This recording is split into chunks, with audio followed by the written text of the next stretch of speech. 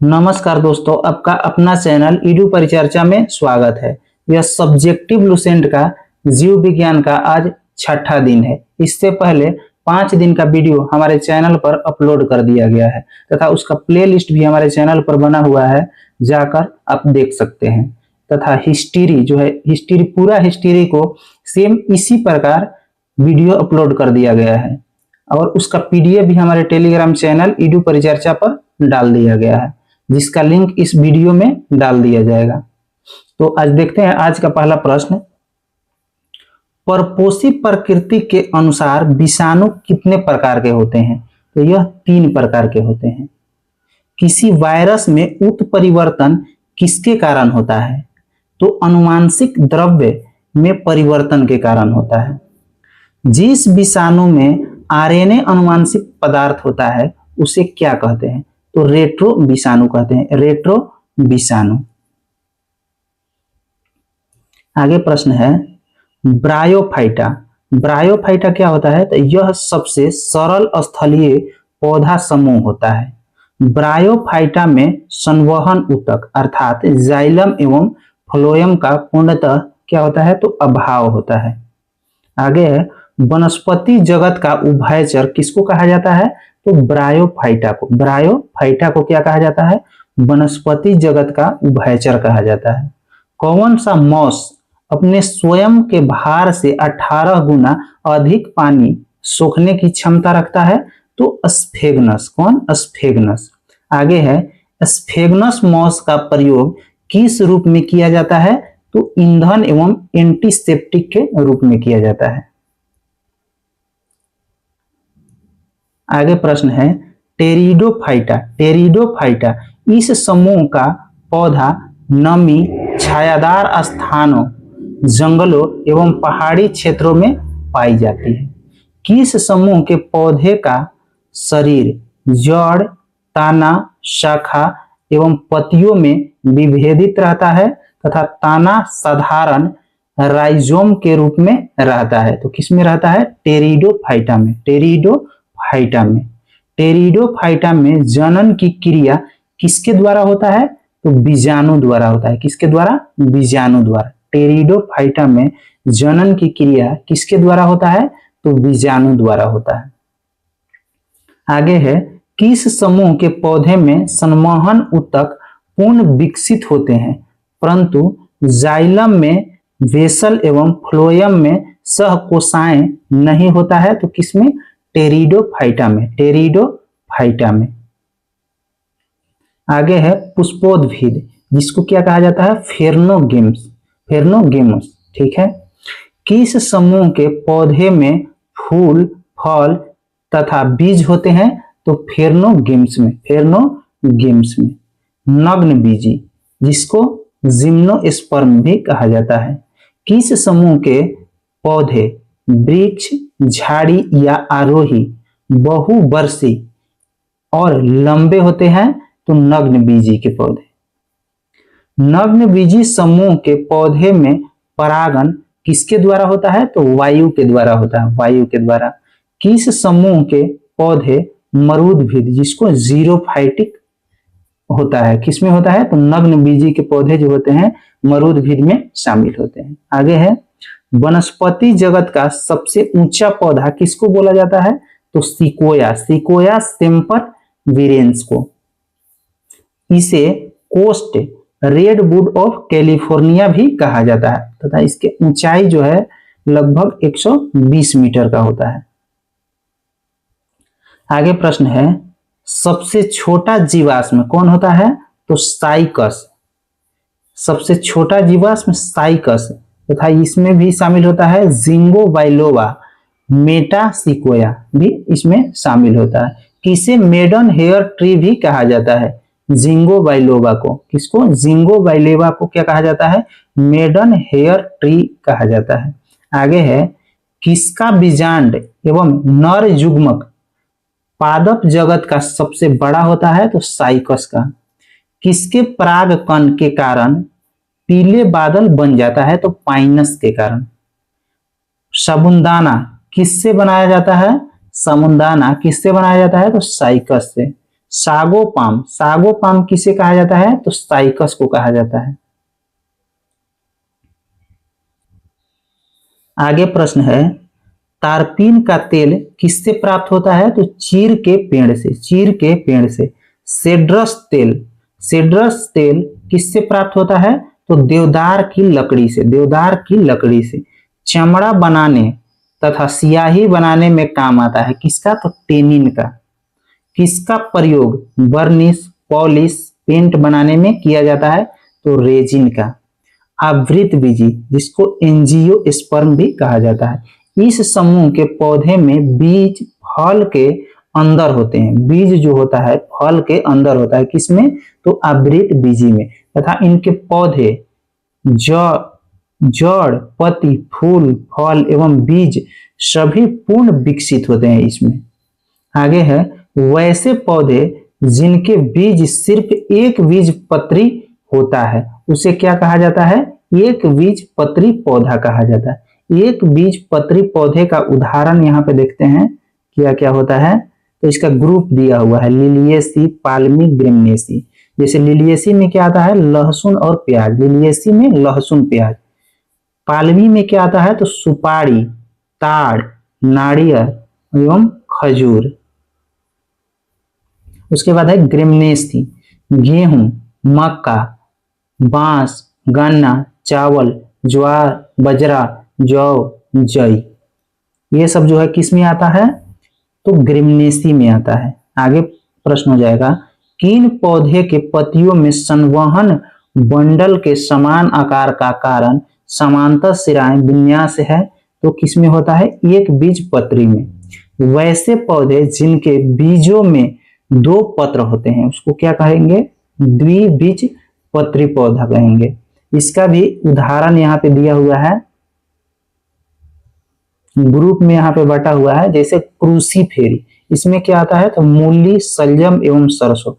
क्रूसीफेरी में क्या आता है? मूली, शलजम एवं सरसों। मालवेसी, मालवेसी में कपास, भिंडी, गुड़हल।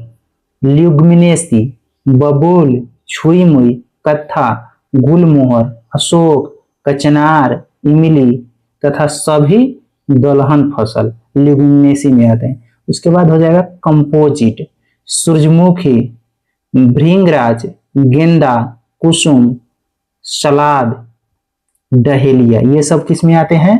कंपोजिट में। रूटेसी में कौन आते हैं? नींबू, चकोतारा, चकोतारा, संतारा, मौसमी, बेल। उसके बाद है कुकुरबिटेसी, कुकुरबिटेसी। इसमें तरबूज, खरबूजा, टिंडा, कद्दू, लौकी, खीरा, ककड़ी, परवल, चिचिड़ा, करेला, ये सब कुकुरबिटेसी में आते हैं। इसके बाद है सोलेनेसी।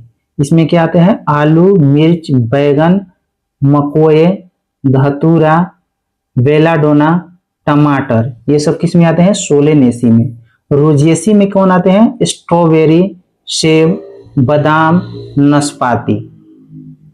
आगे है जड़, तना, पत्ती, पुष्प, फल आदि के रूपों तथा गुणों का अध्ययन क्या कहलाता है? तो अकारिकी, मोर्फोलॉजी। जड़, तना, पत्ती, पुष्प, फल आदि के रूपों तथा गुणों का अध्ययन क्या कहलाता है? मोर्फोलॉजी कहलाता है, मोर्फोलॉजी। जड़ क्या होता है? तो पौधे का अवरोही भाग, पौधे का अवरोही भाग जो मूलांकुर से विकसित होता है उसको क्या कहेंगे? जड़ कहेंगे। जड़ कितने प्रकार के होते हैं? दो प्रकार के, मूसला जड़ और उपस्थानिक जड़। शंकु आकार का जड़ किसमें होता है? गाजर में। शंकु आकार का जड़ किसमें होता है? तो गाजर में होता है। कुंभी रूपी जड़ किसमें होता है? शलजम एवं चुकंदर में। कुंभी रूपी शलजम एवं चुकंदर में। तुर्क रूपी जो है किसमें होता है? मूली में। तुर्क रूपी मूली में। आगे है ताना। ताना क्या होता है? तो पौधे का वह भाग जो प्रकाश की ओर वृद्धि करता है उसको ताना कहेंगे। ताना किससे विकसित होता है? तो प्रांकुर से होता है। कंद, कंद किसका भूमिगत ताना का उदाहरण है? कंद जो है, कंद किसका भूमिगत ताना का उदाहरण है? तो आलू का। धन कंद किसका है? तो बंडा केसर का। धन कंद बांडा केसर का। शलकंद प्याज का। प्रकंद हल्दी एवं अदरक का जो है तना का उदाहरण है। आगे प्रश्न हो जाएगा पत्ती, यह हरा रंग का होता है तथा यह प्रकाश संश्लेषण की क्रिया में भाग लेता है। पुष्प, यह पौधे का जनन अंग होता है। पुष्प का कौन सा भाग होता है? पुष्प का कौन कौन भाग होता है? तो बाह्य दलपुंज, दलपुंज एवं पुमंग होता है। पुष्प का नर जननांग कौन होता है? तो पुमंग होता है और मादा जननांग जयांग होता है। ठीक है, आगे प्रश्न हो जाएगा पुमंग, इसमें एक से अधिक पुंकेसर होते हैं। पुंकेसर में परागकण पाया जाता है। पुंकेसर में क्या पाया जाता है? तो परागकण पाया जाता है। आगे है जयांग, इसमें अंडक होते हैं। इसमें अंडक होते हैं। अंडक में कितने भाग होते हैं? तो 3 भाग होते हैं। कौन कौन? अंडाशय, वतिक्रा, वतिकाग्र, वतिक्रा एवं वतिकाग्र एवं अंडाशय। आगे है पराग कोश से निकलकर वतिकाग्र पर पराग कणों की पहुंचने की क्रिया को क्या कहा जाता है? तो परागन कहा जाता है। परागन कितने प्रकार के होते हैं? तो 2 प्रकार के, स्वपरागन एवं परपरागन। स्वपरागन एवं परपरागन। सूरजमुखी, सूरजमुखी और बालसन में किस प्रकार का परागन होता है? तो स्वपरागन होता है, स्वपरागन। वायु द्वारा परागन क्या कहलाता है? एनीमोफिली। वायु द्वारा परागन एनीमोफिली। आगे है कीट द्वारा परागन क्या कहलाता है? एंटीमोफिली, एंटीमोफिली। जल द्वारा परागन क्या कहलाता है? Hydrophily, hydrophily. जंतु द्वारा परागन जूफिली, जंतु द्वारा परागन जूफिली। पक्षी द्वारा परागन अर्निथोफिली, अर्निथोफिली। घोंघा द्वारा परागन मेलेकोफिली, मेलेकोफिली। चमगादड़ द्वारा परागन चिरेप्टोफिली, चिरेप्टोफिली। आगे है पराग कोश से परागन का निकलकर वतिकाग्र यानी स्टिग्मा पर पहुंचने की क्रिया क्या कहलाता है? परागन। यह ऊपर भी एक बार क्वेश्चन हो चुका है। आगे है निषेचित अंड क्या कहलाता है? युग्मनज, युग्मनज, जिसको जाइगोटा भी कहा जाता है। शुक्राणु यानी कि स्पर्म तथा अंडाणु यानी ओवा के संलयन क्या कहलाता है? तो निषेचन, निषेचन यानी फर्टिलाइजेशन कहा जाता है इसको। आगे प्रश्न हो जाएगा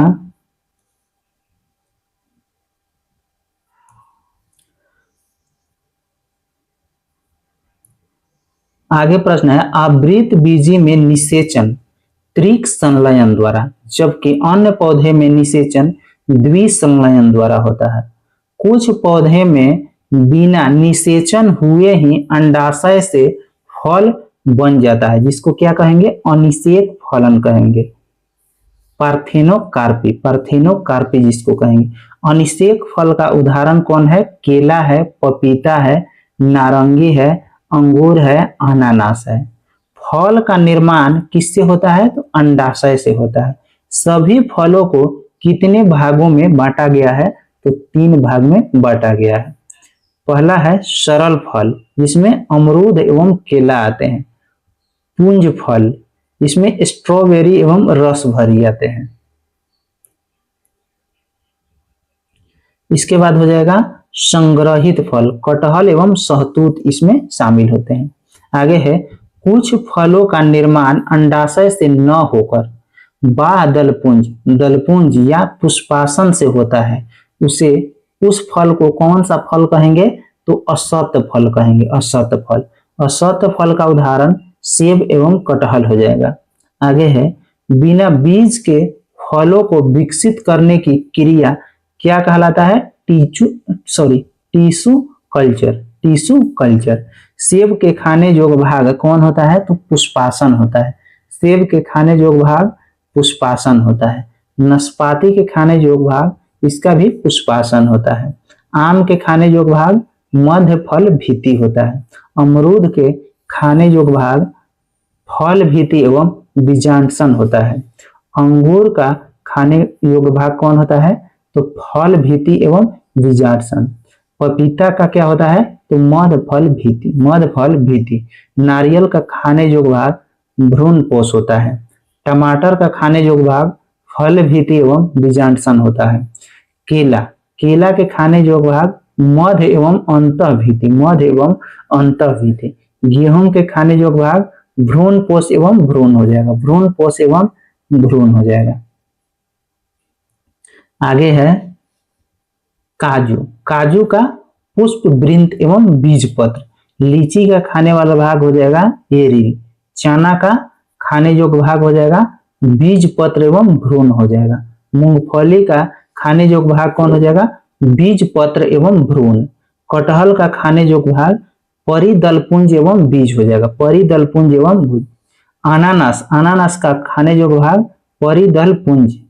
नारियल का खाने योग्य भाग जूसी हेयर, जूसी हेयर। अगर आपको इसका पीडीएफ चाहिए तो हमारे टेलीग्राम चैनल ईडू परिचर्चा को ज्वाइन कर लीजिए। इसका लिंक इस वीडियो के डिस्क्रिप्शन बॉक्स में डाल दिया जाएगा। धन्यवाद।